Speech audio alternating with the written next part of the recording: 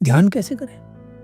आप में से बहुत सारे लोग इस प्रश्न का उत्तर जानना चाहते होंगे। आपने इस प्रश्न के कई उत्तर सुने होंगे, मगर अभी तक आपको इस प्रश्न का सही उत्तर नहीं मिला है। इसीलिए आप इस वीडियो को देख रहे हैं और सोच रहे हैं कि मैं आपको इस प्रश्न का सही उत्तर दूंगा।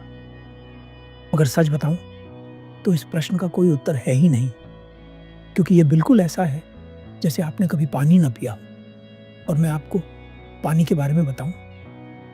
चाहे मैं कितनी भी कोशिश कर लूं और चाहे आप कितनी भी कोशिश कर लें, ना तो मैं आपको ये समझा पाऊंगा कि पानी क्या है और ना ही आप समझ पाएंगे।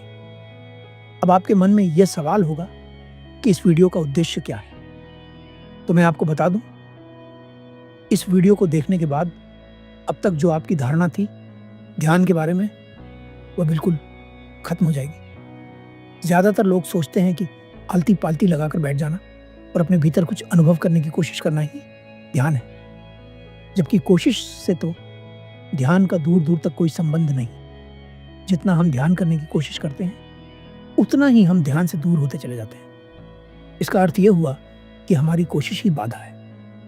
तो अब सवाल उठता है कि ऐसा हम क्या करें जिससे हम ध्यान में कोशिश करने की आदत को खत्म कर सकें, क्योंकि ना चाहते हुए भी हम ध्यान करते वक्त कुछ ना कुछ करते ही रहते हैं, जैसे अपने विचारों को रोकने की कोशिश। तो ध्यान में अपने आप को कोशिश करने से कैसे रोकें? इस प्रश्न का उत्तर मैं आपको अनुभव कराना चाहता हूं। अभी आप जिस भी स्थिति में बैठे हैं, उसी स्थिति में ही अगले कुछ सेकंड्स के लिए जो मैं कह रहा हूं उसे फॉलो करें। अपनी आंखें बंद करें, एक लंबी सांस भरें और अपना पूरा ध्यान अपने शरीर पर ले आएं। सांस को धीरे धीरे छोड़ें और अपने शरीर को महसूस करें। ध्यान को पूरी तरह से अपने शरीर पर ले आएं। सांस छोड़ने के बाद दोबारा सांस लेने का प्रयास ना करें। उस प्रक्रिया को अपने आप होने दें। आप नहीं भी कोशिश करेंगे तब भी आपकी सांस लगातार चलती रहेगी। इसलिए सांस लेने की स्वाभाविक प्रक्रिया में बाधा न बने। आपका शरीर बिल्कुल शांत हो रहा है। आपकी सांस लेने की स्थिति एकदम स्वाभाविक और शांत हो रही है। अब अगले कुछ सेकंड्स के लिए आपके भीतर जो भी चल रहा है उसके बीच में बाधा ना बने। कोई भी सही गलत की दीवार खड़ी ना करें। बस जो हो रहा है उसे होने दें। प्रस्तुत करते हैं, अभी जो आपने अनुभव किया वह ध्यान तो नहीं था, मगर आप उस रास्ते पर चल पड़े थे जो आपको ध्यान तक ले जाता है। एक सच और कड़वी बात बताऊं, हम में से ज्यादातर लोग उत्तर पाना चाहते हैं, जबकि उत्तर हमें सीमित करता है। उदाहरण से समझाता हूं। आपने पूछा ध्यान कैसे करें? मैंने कहा ध्यान ऐसे करें। आपने मेरी बात सच मान ली। अब आपने अपने आगे एक दीवार खड़ी कर ली। अब आप उस दीवार के आगे नहीं सोच सकते। तो अब आपके भीतर ध्यान के विषय में जो भी जानकारी है उस पर एक प्रश्न चिन्ह लगाइए। उदाहरण से समझाता हूं कि लोग किस तरह सोचते हैं। कुछ लोग सोचते हैं कि ध्यान सिर्फ बैठकर हो सकता है। कुछ लोग सोचते हैं कि ध्यान सिर्फ लेटकर हो सकता है। कुछ लोग सोचते हैं कि ध्यान सिर्फ पद्मासन लगाकर हो सकता है। कुछ लोग सोचते हैं कि ध्यान करने के लिए हमें हिमालय पर जाना होगा। कुछ लोग ध्यान को अच्छा समझते हैं और कुछ लोग ध्यान को बुरा समझते हैं, जबकि ध्यान ना तो अच्छा है ना ही बुरा।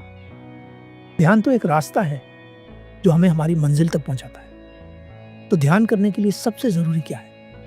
इस प्रश्न का उत्तर है, ध्यान करने के लिए दो चीजों की आवश्यकता है। पहला, स्वस्थ शरीर और दूसरा, स्वस्थ मन।